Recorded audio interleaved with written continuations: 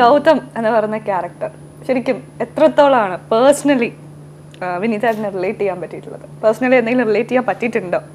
ഇപ്പൊ ഗൗതമിന് ആളുകളുമായിട്ടുള്ള അറ്റാച്ച്മെന്റ് ഉണ്ടല്ലോ, അവന്റെ ഫാമിലി ആയിട്ടുള്ള അറ്റാച്ച്മെന്റ്, അവന്റെ റിലേഷൻഷിപ്പിലുള്ള അറ്റാച്ച്മെന്റ്, അവന്റെ ഫ്രണ്ടുമായിട്ടുള്ള അവന്റെ അറ്റാച്ച്മെന്റ്, ആ അറ്റാച്ച്മെന്റ് എനിക്കും എൻ്റെ ലൈഫിൽ ഉണ്ടെന്നാണ് എനിക്ക് തോന്നുന്നത്.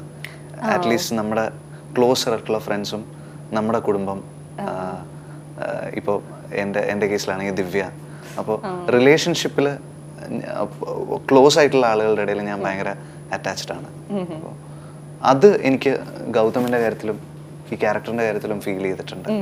അവനിപ്പോൾ ഈ നിത്യ എന്ന് പറയുന്ന പെൺകുട്ടീനെ അവൻ ഇഷ്ടപ്പെട്ടിട്ട് ഒരു പ്രത്യേക സിറ്റുവേഷൻ വരുമ്പോൾ ഇത് മുന്നോട്ട് പോവോ ഇല്ലയോ എന്നുള്ള ചോദ്യം വരുന്നുണ്ടല്ലോ, അപ്പൊ ബാക്ക് ഔട്ട് ചെയ്യാൻ തയ്യാറില്ല. ദിവ്യ ചേച്ചിനെ ബാക്ക് ഔട്ട് ചെയ്യാൻ തയ്യാറല്ലാത്ത പോലെ അല്ല എന്നല്ല, എനിക്ക് റിലേഷൻഷിപ്പിൽ സ്റ്റിക്ക് ചെയ്യുന്നത് അത് ലാസ്റ്റ് ചെയ്യണമെന്ന് ആഗ്രഹിക്കുന്ന ഒരാളാണ് ഞാൻ. നമുക്ക് നല്ല സ്ട്രോങ് ആയിട്ടുള്ള സെക്യൂർ ആയിട്ടുള്ള റിലേഷൻഷിപ്പ് ഉണ്ടെങ്കിൽ നമ്മൾ ലൈഫിൽ ഭയങ്കര സോർട്ടഡ് ആയിരിക്കും, നമുക്ക് വേറെ പ്രശ്നങ്ങളൊന്നും ഉണ്ടാവില്ല. പിന്നെ സന്തോഷം സമാധാനമാണല്ലോ എല്ലാവർക്കും വേണ്ടത്, ഇതൊക്കെ തന്നെയാണ് വേണ്ടത്. പിന്നെ ഓർമ്മയുടെ കുറവ് എന്തെങ്കിലും അത് അതിന്റെ കാര്യം പറയുമ്പോൾ ഫസ്റ്റ് പറയേണ്ടത് നമ്മുടെ ഡയറക്ടറിന്റെ കാര്യം തന്നെയാണ്. ആ എഴുതി വെച്ചതിന്റെ എല്ലാ ഓർമ്മക്കുറവുള്ള മനുഷ്യനാണ് അൻവർ. എങ്ങനെയാ അൻവറിന്റെ ക്ലാസ് എക്സ്പ്രഷൻ എങ്ങനെയാ? എന്തെങ്കിലും ഷോർട്ട് ഒന്നും റെഡി ആയിട്ടില്ലെങ്കിൽ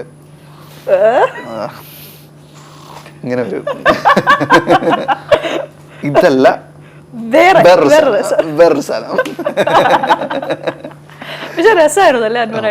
അതായത് എൻ്റെ ഫ്രണ്ട്സിന്റെ ഇടയിൽ ഞാൻ ഭയങ്കര ആബ്സെന്റ് മൈൻഡഡ് ആണെന്നാ പറയാ. എന്തെങ്കിലും ഒരു കാര്യം ചോദിച്ചു കഴിഞ്ഞാൽ 2 മിനിറ്റ് കഴിഞ്ഞിട്ട് ഉത്തരം വരിക. വെള്ളിയാഴ്ച ചോദിച്ചു കഴിഞ്ഞാൽ തിങ്കളാഴ്ചയാണ് അതിന്റെ ആൻസർ കിട്ടുക എന്നൊക്കെ പറയാം. എന്നെ കളിയാക്കിട്ട് പറയും.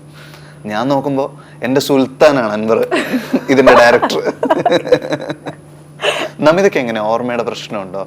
എനിക്ക് ഓർമ്മയുടെ പ്രശ്നം അങ്ങനെ വലുതായിട്ട് ഓർമ്മയുടെ പ്രശ്നമില്ല, പക്ഷെ ലേസിനെസ് ഉണ്ടല്ലോ, ഉഴപ്പുണ്ട്. നന്നായിട്ട് ലേസിയാണ്, ഭയങ്കരമായിട്ട് ലേസിയാണ് എല്ലാ കാര്യത്തിലും. അങ്ങനെയാണ് നമിത അഭിനയിക്കുന്ന സമയത്ത് നമിത സ്ക്രിപ്റ്റ് ഫുള്ളിരുന്ന് വായിക്കോ? എങ്ങനെയാണ് അതിന്റെ കാര്യങ്ങൾ എങ്ങനെയാണ്? അതായത് ലെഫ്റ്റ് സൈഡ് മാത്രമാണോ വായിക്കുന്നത്, റൈറ്റ് സൈഡ് വായിക്കോ? സ്ക്രിപ്റ്റ് വായിക്കുമ്പോൾ ഞാൻ ലെഫ്റ്റ് സൈഡ് വായിക്കൂല. അതെന്തുകൊണ്ടാണ് ഓഡിയൻസും കൂടെ കേട്ടോട്ടെ? സ്ക്രിപ്റ്റ് വായിക്കുന്ന സമയത്ത് എന്റെ ഡയലോഗ് മാത്രമേ വായിക്കുള്ളൂ. മുമ്പിലത്തെ ആളുടെ ഡയലോഗ് എന്റെ ഡയലോഗ്, അല്ലാതെ ഇപ്പൊ സിറ്റുവേഷൻ എന്താണ്, പിന്നെ ഇൻഡോർ ആണോ ഔട്ട്ഡോർ ആണോ, വീടിന്റെ ഉള്ളിലാണോ, അല്ലാതെ ഇപ്പൊ എന്ത് ചെയ്തോണ്ടിരിക്കുക ലെഫ്റ്റ് സൈഡ് ഞാൻ വായിക്കാറില്ല. അച്ചുവേട്ടനും അങ്ങനെയാന്ന് തോന്നുന്നല്ലേ? അതെ, അജുവും കുറച്ച് അങ്ങനെയാ. പക്ഷെ ഞാൻ ഞെട്ടിപ്പോയ കാര്യം എന്താന്ന് വെച്ച് കഴിഞ്ഞാല്, പലപ്പോഴും നമിതയുടെ കൂടെ അഭിനയിക്കുമ്പോൾ നമിത ഈ ലെഫ്റ്റ് വായിക്കാത്ത ആളാന്ന് എനിക്ക് ഫീൽ ചെയ്തിട്ടേ ഇല്ല. ഭയങ്കര ഡീറ്റെയിൽ ആയിട്ട് ക്യാരക്ടറിനെ പഠിച്ചിട്ട് ചെയ്യുന്ന പോലെയാണ് എനിക്ക് തോന്നിയിട്ടുള്ളത്. അപ്പൊ അത് അങ്ങനെ തന്നെ ഇരിക്കട്ടെ. പിന്നെ സ്ക്രിപ്റ്റ് വായിക്കുന്ന സമയത്ത് ഹോൾ സ്ക്രിപ്റ്റ് തരൂലേ അൻവറേട്ടൻ? ഞാൻ വായിക്കേ ഇല്ല, ഞാനല്ല വായിക്കുന്ന, അമ്മയാ വായിക്കുന്നത്. ഇനി ഡയറക്ടേഴ്സ് ഒന്നും വന്ന് സ്ക്രിപ്റ്റ് തരൂല കേട്ടോ. അവർ ഇന്റർവ്യൂ കഴിഞ്ഞ് കഴിഞ്ഞാൽ പറയാം അവക്കൊന്നും കൊടുക്കേണ്ട കാര്യമില്ല, അവൾ ഉറങ്ങും.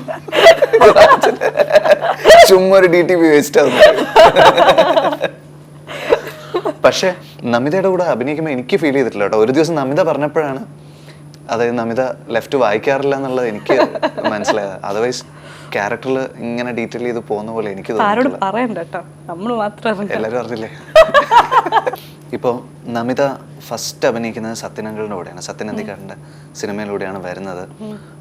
പല സിനിമകളിലും വർക്ക് ചെയ്തിട്ടുള്ളത് സക്സസ്ഫുൾ ആയിട്ടുള്ള എക്സ്പീരിയൻസ്ഡ് ആയിട്ടുള്ള സിനിമകൾ ചെയ്ത ഡയറക്ടേഴ്സിൻ്റെ കൂടെയാണ്. ഇപ്പോൾ വൈശാഖേട്ടൻ്റെ കൂടെ ചെയ്തിട്ടുണ്ട്, ലാലുവേട്ടൻ്റെ കൂടെ വിക്രമാദിത്യൻ ചെയ്തു. അപ്പോൾ അത്ര എക്സ്പീരിയൻസ്ഡ് ആയിട്ടുള്ള ഡയറക്ടേഴ്സിൻ്റെ സിനിമകൾ നമിതയ്ക്ക് ഒരു ഭാഗത്തുണ്ട്. അങ്ങനെയുള്ളപ്പോൾ മാത്രമല്ല വലിയ താരങ്ങളുടെ സിനിമകളും ഉണ്ട്. അങ്ങനെയുള്ളപ്പോൾ അൻവർ സാദിഖ് എന്ന് പറയുന്ന ഒരു പുതിയ സംവിധായകൻ്റെ കൂടെ റിലേറ്റീവ്ലി അങ്ങനെ വലിയ പടങ്ങളൊന്നും ചെയ്യാത്ത ഞങ്ങളൊക്കെ ഉള്ള ഒരു സിനിമയിൽ നമിത എന്താണ് അഭിനയിക്കാൻ അഗ്രി ചെയ്യാൻ കാര്യം എന്താ? അൻവറിന്റെ കാര്യമാണ് ഞാൻ പ്രത്യേകിച്ച് ചോദിച്ചത്. ഒരു ന്യൂ കമർ ഡയറക്ടറാണ്. എനിക്ക് തോന്നുന്നു അൻവറേട്ടൻ ഒരു ന്യൂ കമർ ആണെങ്കിൽ പോലും അത്തരത്തിലുള്ള ഹെസിറ്റേഷൻ ഒന്നും കണ്ടിരുന്നില്ല. കാരണം പുള്ളിക്കാരൻ വിനീതേട്ടൻ അറിയാമല്ലോ, പ്ലാൻഡ് ആയിരുന്നു എന്താ ചെയ്യേണ്ടത്, അല്ലെങ്കിൽ എന്തൊക്കെയാണ് എടുക്കേണ്ടതെന്ന് കറക്റ്റായിട്ടുള്ളൊരു ഐഡിയ ഉണ്ടായിരുന്നു. നമ്മളെ കൊണ്ട് എന്താ, നമ്മൾ വർക്ക് ചെയ്യുന്ന സമയത്താണെങ്കിലും എന്താ നമ്മളെ കൊണ്ട് പെർഫോം ചെയ്യിപ്പിക്കേണ്ടതെന്ന് കറക്റ്റുള്ളൊരു ഐഡിയ ഉണ്ടായിരുന്നു. ഈവൻ ആ സ്ക്രിപ്റ്റ് എനിക്ക് എക്സ്പ്ലെയിൻ ചെയ്ത് തരുന്ന സമയത്താണെങ്കിലും ഒരു ഡൗട്ട് ഉണ്ടായിരുന്നില്ല. അത് അൻവറേട്ടൻ്റെ മനസ്സിൽ കറക്റ്റ് ഉള്ളതായിട്ട് തോന്നി. അത് എക്സ്പ്ലെയിൻ ചെയ്ത് തരുന്ന സമയത്താണെങ്കിൽ അത് പറഞ്ഞു തരുമ്പോൾ എനിക്ക് ക്ലിയർ ആയിരുന്നു, എനിക്കത് നന്നായിട്ട് വിഷ്വലൈസ് ചെയ്യാൻ പറ്റി. അപ്പം എനിക്ക് മനസ്സിലായി പുള്ളിക്കാരന് കംപ്ലീറ്റ് ക്ലിയർ ആണ്, ആ ഒരു സ്റ്റോറിയെക്കുറിച്ച് നന്നായിട്ടുള്ള ബോധം ഉണ്ടെന്ന് മനസ്സിലായി. പിന്നെ ഈവൻ സ്ക്രിപ്റ്റ് പറഞ്ഞു തരുന്ന സമയത്താണെങ്കിലും ഇനി വരേണ്ട കാര്യങ്ങൾ, മ്യൂസിക്കിനെ പറ്റിയുള്ള കംപ്ലീറ്റ് ഐഡിയ ഉണ്ടായിരുന്നു. ഈവൻ പോസ്റ്റേഴ്സ് എങ്ങനെ വേണം എന്നുള്ള കാര്യം വരെ അറിയായിരുന്നു. പോസ്റ്റേഴ്സിന്റെ ഒരു റെഫറൻസ് വരെ എനിക്ക് കാണിച്ചു തന്നിട്ടുണ്ട്. അപ്പോൾ അത് കണ്ടപ്പോൾ എനിക്ക് മനസ്സിലായി നല്ല ഹോംവർക്ക് ചെയ്തിട്ടുള്ള ഡയറക്ടറാണ്. ശരിക്കും അൻവറേട്ടൻ എങ്ങനെയായിരുന്നു വിനീതേട്ടനെ അപ്രോച്ച് ചെയ്തത്? ഞാനും അൻവറും തമ്മിൽ നേരത്തെ ഒരു 2-2.5 വർഷം മുമ്പ് ഒരു സ്ക്രിപ്റ്റുമായിട്ട് എൻ്റെ അടുത്ത് അൻവർ വന്നിട്ടുണ്ടായിരുന്നു. ആ സമയം തൊട്ട് പരിചയമുണ്ട്. ആ സിനിമ പിന്നെ നടന്നില്ല. അതിൽ സ്ക്രിപ്റ്റ് വൈസ് ഞങ്ങൾക്ക് ഡിഫറൻസസ് ഉണ്ടായിരുന്നു. പക്ഷെ ഞങ്ങളുടെ ഫ്രണ്ട്ഷിപ്പ് ഇങ്ങനെ മെയിൻറ്റെയിൻ ചെയ്തിങ്ങനെ പോകുന്നുണ്ടായിരുന്നു. എനിക്ക് വ്യക്തിപരമായിട്ട് അൻവറിനോടൊരു ഇഷ്ടമുണ്ടായിരുന്നു ആ സമയം തൊട്ട്. പിന്നെ ഇതിൻ്റെ സ്ക്രിപ്റ്റ് റെഡി ആയപ്പോഴാണ് എനിക്കിത് അയച്ചത്. റെസ്റ്റ് ഓൾറെഡി ഞാൻ നമിതയുടെ അടുത്ത് പറഞ്ഞാണ്, എനിക്ക് വായിച്ചിഷ്ടപ്പെട്ട് അങ്ങനെ പ്രൊസീഡ് ചെയ്തതാണ്. സാധാരണക്കാരായിട്ടുള്ള ഒരുപാട് ആൾക്കാർക്ക് നമിതനെ ഇഷ്ടമാണെന്ന് എനിക്ക് തോന്നിയിട്ടുണ്ട്. ഇപ്പോൾ നമ്മൾ ഒരുമിച്ച് കാറിൽ പോകുന്ന സീക്വൻസ് ഒക്കെ ഉണ്ടായിരുന്ന സമയത്ത് നമ്മൾ വണ്ടി നിർത്തിയപ്പോൾ ഒരു സ്ത്രീ വന്നിട്ട് നമിതനെ ഇങ്ങനെ പിടിച്ചിട്ട് നെറ്റിക്കൊക്കെ ഉമ്മയൊക്കെ വെച്ചിട്ട് പോകും. അതുപോലെ ഞാനിപ്പോൾ കേട്ടൊരു കാര്യം എന്ന് പറയുന്നത്, നമ്മുടെ പടം റിലീസിന് തൊട്ട് മുമ്പ് കുറേ പിള്ളേർ, കൊട്ടാരക്കരയുള്ള കുറേ കുട്ടികൾ നമിതയുടെ പേരിൽ പൂജയൊക്കെ നടത്തി ഉണ്ണിയപ്പൊക്കെ ആയിട്ട് വന്നതായിട്ട് ഈ രീതിയിൽ ആൾക്കാർ സ്നേഹം കാണിക്കുമ്പോൾ എന്താ ഫീൽ ചെയ്യുന്നത്? അതൊരു ഭയങ്കര ഒരുപാട് ഞാനൊട്ടും പ്രതീക്ഷിച്ചിട്ടില്ല കേട്ടോ. അപ്പൊ ഭയങ്കര എക്സൈറ്റഡ് ആണ്. അതുപോലെ ഇപ്പോഴും പറയുമ്പോൾ അതെന്റെ കൈ നടത്തിരിക്കുക അതിനെക്കുറിച്ച് പറയുമ്പോൾ. അപ്പൊ ഭയങ്കര എക്സൈറ്റഡ് ആവും നമ്മൾ അതിനെക്കുറിച്ച്. ഭയങ്കര ഹാപ്പി അല്ലേ, കാരണം നമ്മള് സ്നേഹിക്കുന്നുണ്ടെന്ന് അറിയുമ്പോൾ ഒരുപാട് സന്തോഷമാവും. പറയുന്ന ആളെ അല്ല, നമ്മള് പഴയതാണ് ഞാനൊക്കെ. അല്ല, വിനീതേട്ടനെ ഒരുപാട് പേർക്ക് ഇഷ്ടമാണ്. കാരണം വിനീതേട്ടൻ എന്ന് പറയുമ്പോൾ ഈ നെക്സ്റ്റ് ഡോർ ബോയ് എന്നൊക്കെ പറയൂലേ, ആ ഒരു ഇമേജ് ആണ് എല്ലാവർക്കും. ഈവൻ വീട്ടിലുള്ളവർക്കാണെങ്കിലും, ഈവൻ വിനീത് ശ്രീനിവാസൻ എന്ന് പറയുമ്പോൾ ഒരു ബബ്ലി സ്വന്തം മകനെന്ന് കിടക്കട്ടെ. നമ്മുടെ ഇതിലൊരു സ്റ്റാർ ഉണ്ട്, മിസ്റ്റർ അജു വർഗീസ്. എന്തായിരുന്നു അല്ലേ? അജുവിന്റെ കൂടെ നമിത ഫസ്റ്റ് ആണോ അഭിനയിക്കുന്നത്? ഫസ്റ്റ് ടൈം ആണ്. ഞാനും ഫസ്റ്റ് ടൈമാണ്.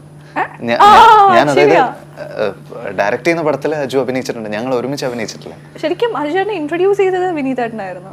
എന്റെ ഇൻട്രൊഡ്യൂസ് ചെയ്തു എന്നൊന്നും പറയേണ്ട ആവശ്യമില്ല. എന്റെ ഫസ്റ്റ് പടത്തിൽ അവൻ അഭിനയിച്ചിട്ടുണ്ട്. അവിടുന്ന് തൊട്ട് പിന്നെ തട്ടത്തിൽ ഞങ്ങൾ ഒരുമിച്ച് ചെയ്തു.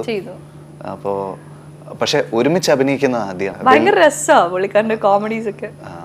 വെള്ളിമൂങ്ങ എന്ന് പറഞ്ഞ സിനിമ കണ്ടിട്ട് ഒരുപാട് പേര്, നമ്മുടെ ഫ്രണ്ട്സ് ഒക്കെ കണ്ടിട്ട് അജുവിനെ പറ്റിയിട്ട് ഭയങ്കര അഭിപ്രായം പറയുന്നു. എങ്ങനെയുണ്ടായിരുന്നു നമിതയുടെ എക്സ്പീരിയൻസ്? ശരിക്കും അജു ചേട്ടൻ എന്ന് പറഞ്ഞപ്പോൾ ഞാൻ ഫസ്റ്റ് വിചാരിച്ചത് ഭയങ്കര കോമഡിയൊക്കെ എപ്പോഴും പറഞ്ഞു നടക്കുന്ന ഭയങ്കര കൂളായിട്ടുള്ള ഒരാളാണ് വിചാരിച്ചത് ഫസ്റ്റ് കാണുമ്പോൾ. അപ്പം ഞാൻ ചെന്നു, ഹായ് അജു ചേട്ടാ. അപ്പം അജു ചേട്ടൻ്റെ റിയാക്ഷൻ, നമസ്കാരം, സുഖാണ്. ഇതാ ഫസ്റ്റ് റിയാക്ഷൻ. അപ്പം ഞാൻ സുഖാണ്, ഭക്ഷണം കഴിച്ചായിരുന്നു? ഞാൻ പറഞ്ഞു കഴിച്ചു. ഓക്കെ, ഇരുന്നോട്ടെ. ഓക്കെ, അത് കഴിഞ്ഞ് വർക്ക് ചെയ്ത ഒരു 2-3 ദിവസമാണ് കഴിഞ്ഞപ്പോഴാണ് എനിക്ക് മനസ്സിലായത് പുള്ളിക്കാരൻ കോമഡി തന്നെയാണ്, തറ തന്നെയാണ്. നേരത്തെ വെറും അഭിനയം മാത്രമായിരുന്നു. ഫസ്റ്റ് കാണുമ്പോൾ ഒരു ഇൻട്രൊഡക്ഷൻ മാത്രമാണ് മനസ്സിലായത്. ശരിക്കും അജുവിന്റെ കൂടെ വർക്ക് ചെയ്യാൻ ഭയങ്കര രസമാണ്. അതുപോലെ തന്നെയാ എന്റെ സിസ്റ്ററായിട്ട് അഭിനയിക്കുന്ന സൗമ്യ കപ്പയുടെ തന്നെ ആങ്കറാണ്. അതെ, കപ്പയുടെ കപ്പ സൗമ്യ. ശരിക്കും നമ്മൾ 4 പേര്, അജു, ഞാൻ, നമിത, സൗമ്യ, നമ്മൾ ഒരുമിച്ചുള്ള ഷൂട്ട് ഭയങ്കരമായിട്ട് നമ്മളെല്ലാവരും എൻജോയ് ചെയ്തിരുന്നു. സത്യമാണല്ലേ, നമ്മള് സോങ്ങ് ആണെങ്കിലും രസമായിരുന്നു. എന്നോട് അൻവർ പറയായിരുന്നു, നമ്മൾ ഒരുമിച്ചുള്ള സീക്വൻസസ് വരുമ്പോൾ ഒരു ഭയങ്കര ടീം ഫീൽ ചെയ്തിരുന്നു എന്ന് പറയുന്നു. ഫസ്റ്റ് ഡേ തൊട്ട് ആ ഒരു കംഫർട്ട് ഉണ്ടായിരുന്നു ശരിക്കും അങ്ങോട്ടും ഇങ്ങോട്ടും. സൗമ്യ നമ്മുടെ അടുത്ത് സംസാരിക്കുമ്പോൾ വളരെ സീരിയസ് ആയിട്ട് വളരെ ഗഹനമായിട്ടുള്ള കാര്യങ്ങളാണ് സംസാരിക്കുക. പക്ഷെ സ്ക്രീനിൽ വരുമ്പോൾ വേറെ ആളാണ്. സൗമ്യനെ കുറിച്ച് പറയുമ്പോൾ ആക്ച്വലി ഇംഗ്ലീഷ് മൂവീസ് എന്നൊക്കെ പറഞ്ഞിട്ട് അല്ലാതെ സംസാരിച്ചിട്ട് സ്ക്രീനിൽ വരുമ്പോൾ പെട്ടെന്ന് ഫുൾ മാറിയിട്ട്. നമിത അതുപോലെ തന്നെയാണ് ആക്ച്വലി. അല്ലാത്ത സമയത്ത് എന്തെങ്കിലുമൊക്കെ ഇങ്ങനെ പറഞ്ഞിട്ട് സ്ക്രീനിൽ വരുമ്പോൾ വേറെ ഭയങ്കര ഓ